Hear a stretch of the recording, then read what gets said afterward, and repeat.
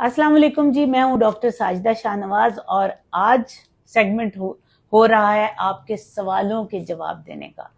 तो डॉक्टर सरोश मुझसे सवाल पूछना चाह रही हैं जो आपने हमारे सोशल मीडिया पे किया और मैं आपको उसका जवाब दूंगी। जी डॉक्टर सरोश। मेरे दो सवाल हैं लेप्रोस्कोपी पे ही हैं। पहला ये कि लेप्रोस्कोपी हमें किस डे पे करवाना है, और एक पेशेंट ने कहा है कि लेप्रोस्कोपी की रिपोर्ट मेरी हुई है तो उस पे उन्होंने नॉर्मल लुकिंग ट्यूब्स लिखा हुआ है लेकिन डायटेस्ट नोट डन लिखा है। अच्छा, एक तो आप ध्यान रखें कि इसके आगे आपका हाथ ना आए कैमरे के आगे, ठीक है जी मैम।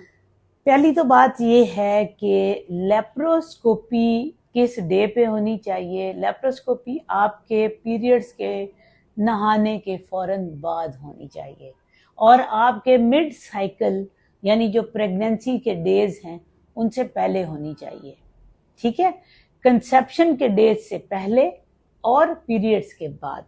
पीरियड्स के दौरान हो तो इन्फेक्शन स्प्रेड होने का खतरा होता है क्योंकि आपकी जो एंडोमेट्रियम है, चाहे ये हिस्टेरोस्कोपी हो रही है, चाहे आपकी लेप्रोस्कोपी है, चाहे आपका हिस्टेरोसल्पिंगोग्राफी है, जो भी प्रोसीजर हो रहा है, आप मुझे बताएं कि अगर आपकी एंडोमेट्रियम अभी स्लफ नहीं हुई, नॉर्मल साइकिल क्या होता है कि उसमें आपकी ये सारी एंडोमेट्रियम शेड ऑफ होती है, झड़ जाती है और नई एंडोमेट्रियम आती है।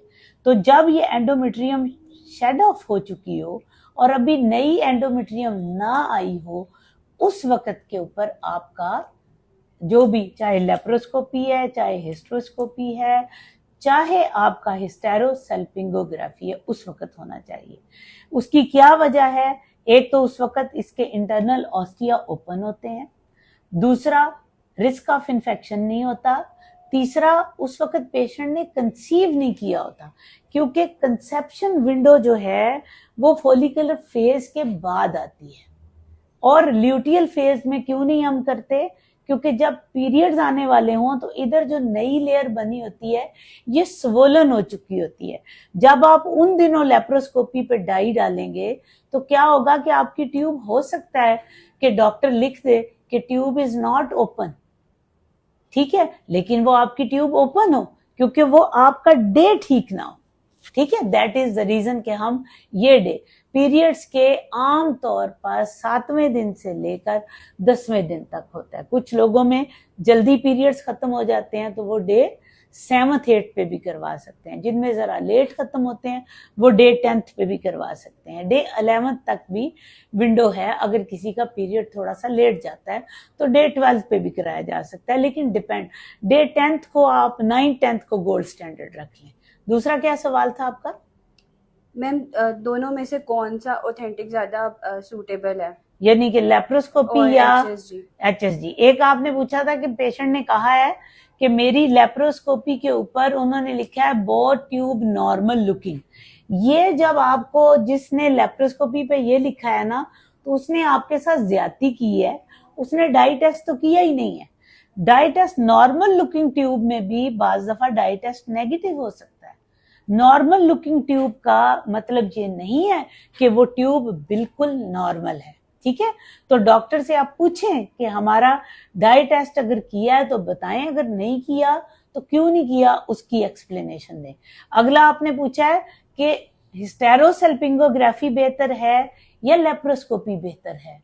देखें, कुछ कंडीशंस में hysterosalpingography is taken as gold standard. हालांकि जो पहले RCOG रिकमेंडेशंस हैं वो यही है कि laparoscopy is gold standard. Laparoscopy gold standard है, लेकिन अगर किसी की लेप्रोस्कोपी पहले हुई है और पता चला है कि ऊपर से देखने में एडिशंस हैं, उसको समझ नहीं आई, या उस वक्त उसका कुछ ऐसा मसला था, या नीचे से असिस्टेंट ने प्रॉपरली नहीं देखा, या ऊपर करने वाला बंदा उतना एक्सपर्ट नहीं था, तो उस वक्त आपके लिए उस पे मैं क्या सोचूंगी कि आपकी हिस्टेरोसल्पिंगोग्राफी यानी HSG होना चाहिए, एक्सरे होना चाहिए।